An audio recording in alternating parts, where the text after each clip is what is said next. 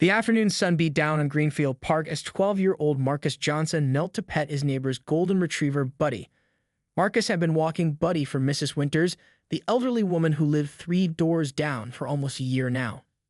It was a responsibility he took seriously, saving his earnings for a new telescope he'd been eyeing at the science store in the mall. "Good boy, Buddy," Marcus said, scratching behind the dog's ears as Buddy panted happily. The park was relatively quiet for a Saturday. A few families picnicking by the pond, a group of teenagers playing basketball at the courts, and several other dog walkers meandering along the paved paths. Marcus checked his watch. Mrs. Winters had asked him to have Buddy back by 4 o'clock, which gave him another 15 minutes before he needed to head home.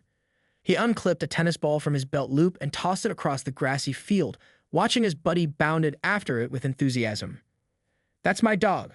What are you doing with my dog?" The shrill voice came from behind Marcus, causing him to jump. He turned to find a middle-aged white woman with a severe bob haircut and oversized sunglasses storming toward him.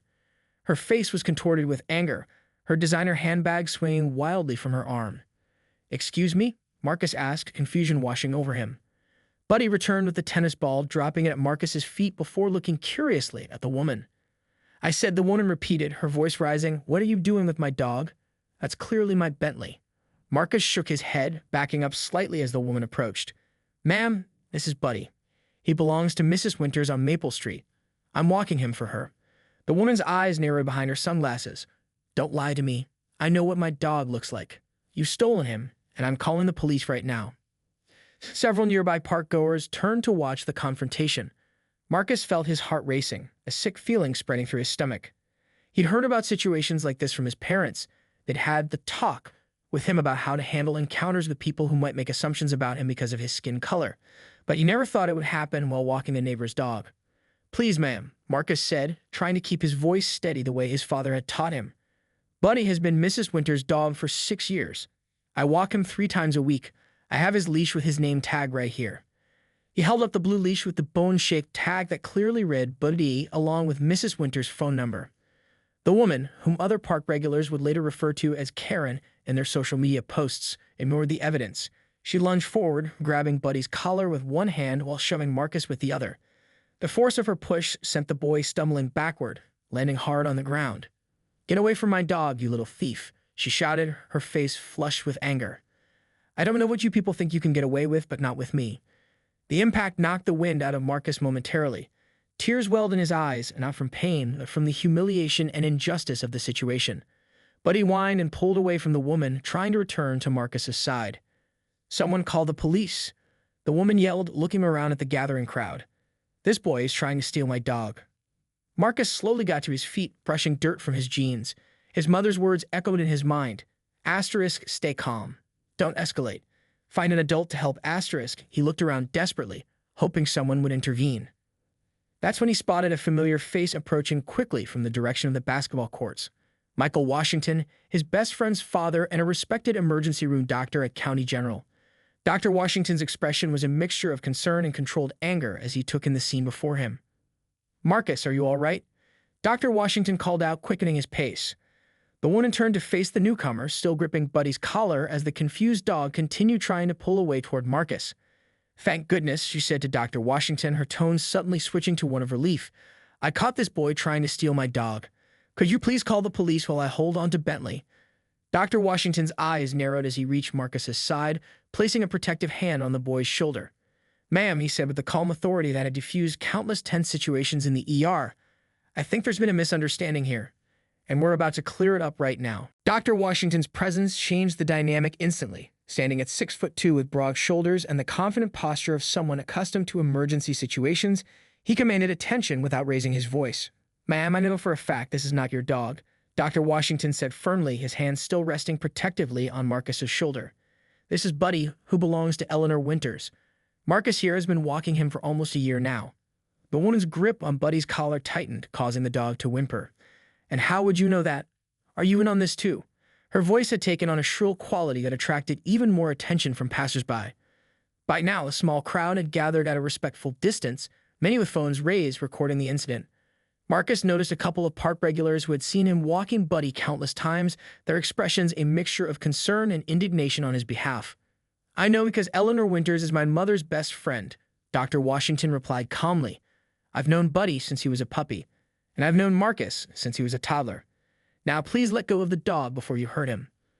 The woman, later identified as Patricia Hoffman of the affluent Lakeview neighborhood, hesitated, her eyes darting between Dr. Washington, Marcus, and the growing audience of onlookers.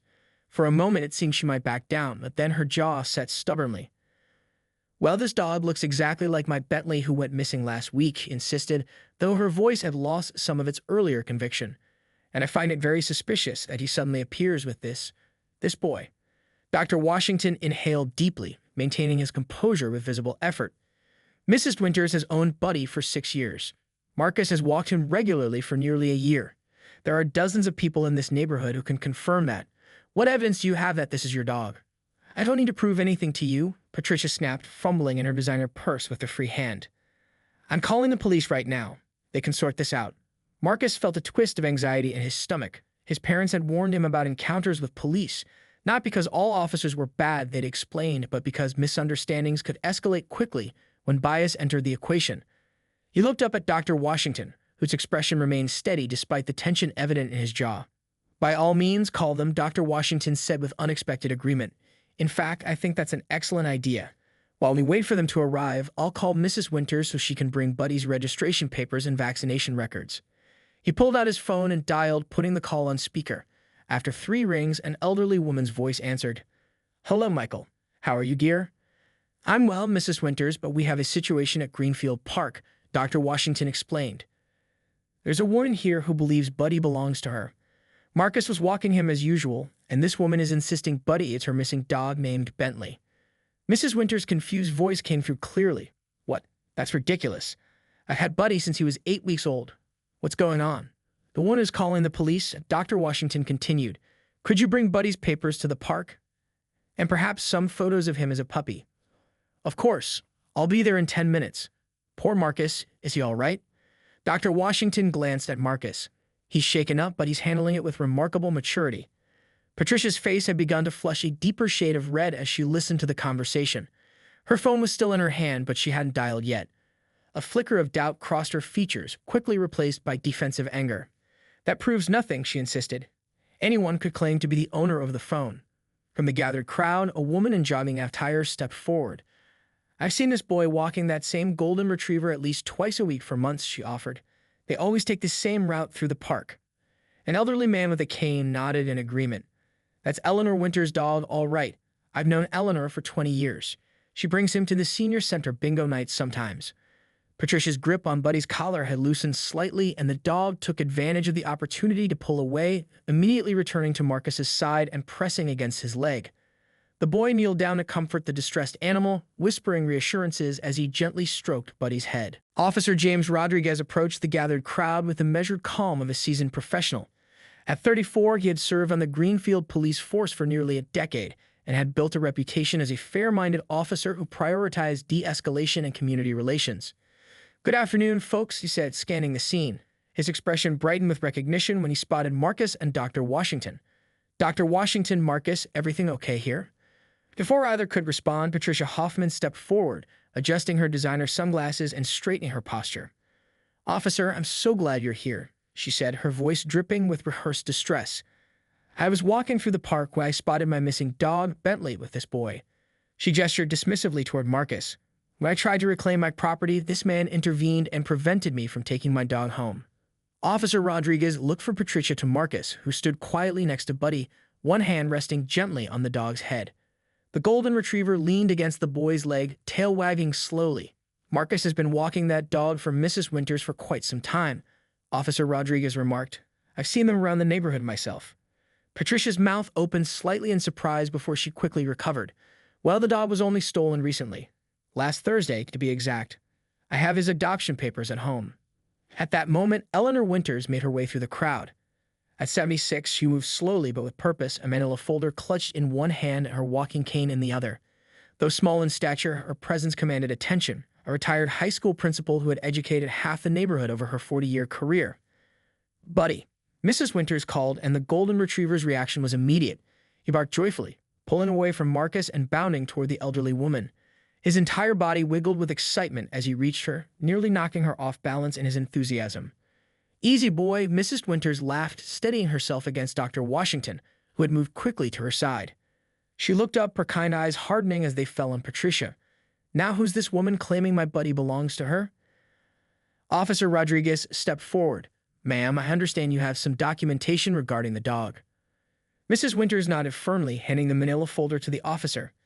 Everything's in there: adoption papers from the Greenfield Rescue League dated 6 years ago, vaccination records from Dr. Miller's veterinary clinic, his AKHC registration, and photographs of Buddy from when he was a puppy until last Christmas.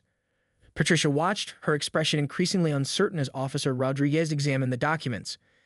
These appear to be in order, he confirmed, showing Patricia the adoption certificate with Mrs. Winters' name clearly listed. And there are photos here documenting the dog's growth over several years. Patricia crossed her arms defensively. That could be any golden retriever. They all look similar. Mrs. Winters bristled. Officer Rodriguez, there's a particular marking that Buddy has. A small brown spot on his chest in the shape of Texas. It's been there since he was a puppy. Officer Rodriguez nodded. May I?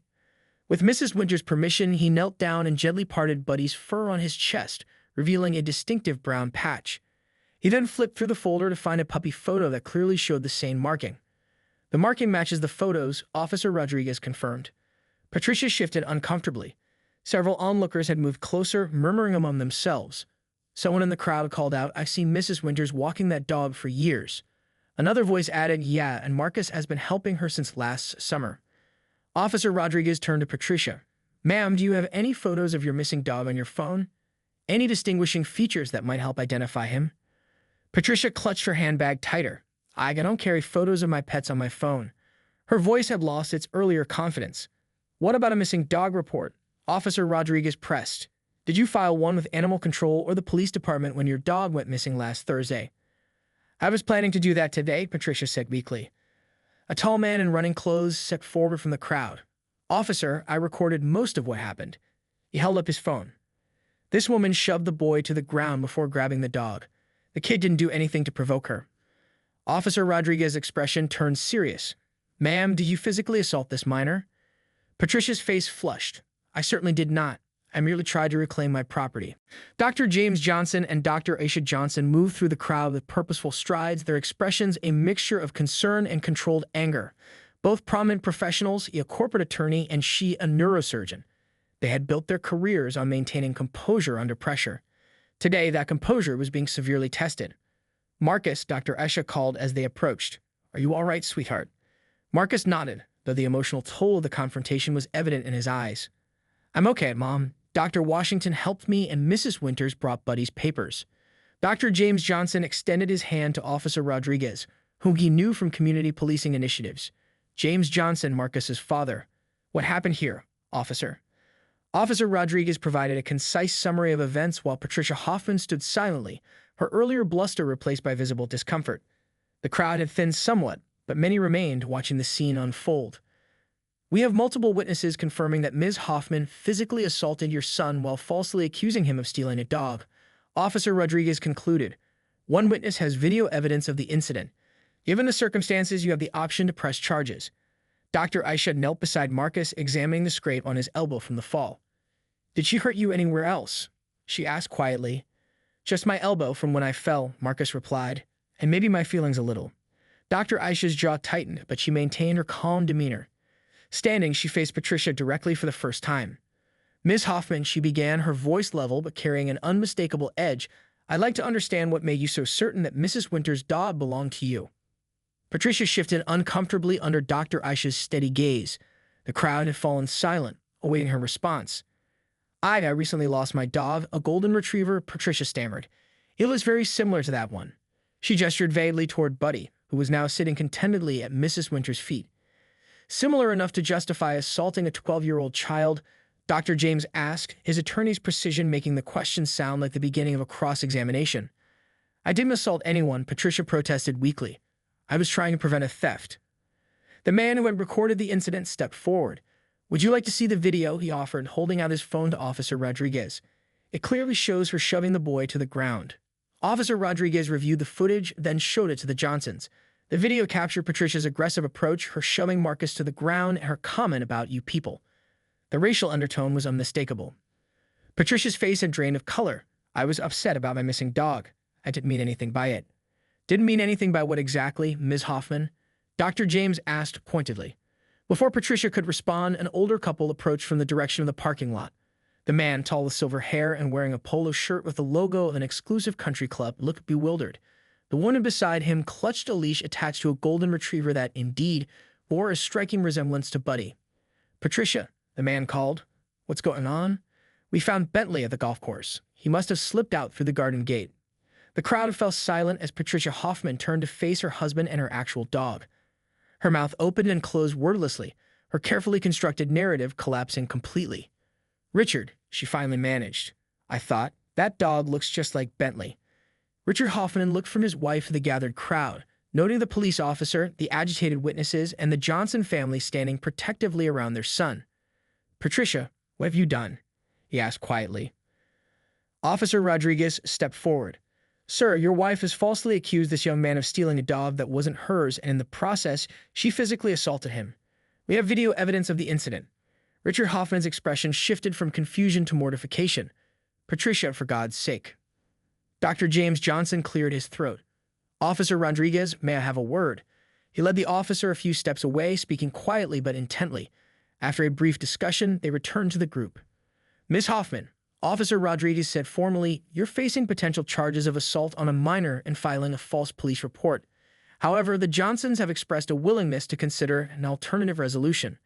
Patricia looked at the Johnson family with a mixture of relief and apprehension. 3 months after the incident at Greenfield Park, Marcus Johnson stood at the podium in the community center's newly renovated multipurpose room. At 13 now, his birthday had passed just 2 weeks earlier. He seemed to stand a little taller, speak with a little more confidence.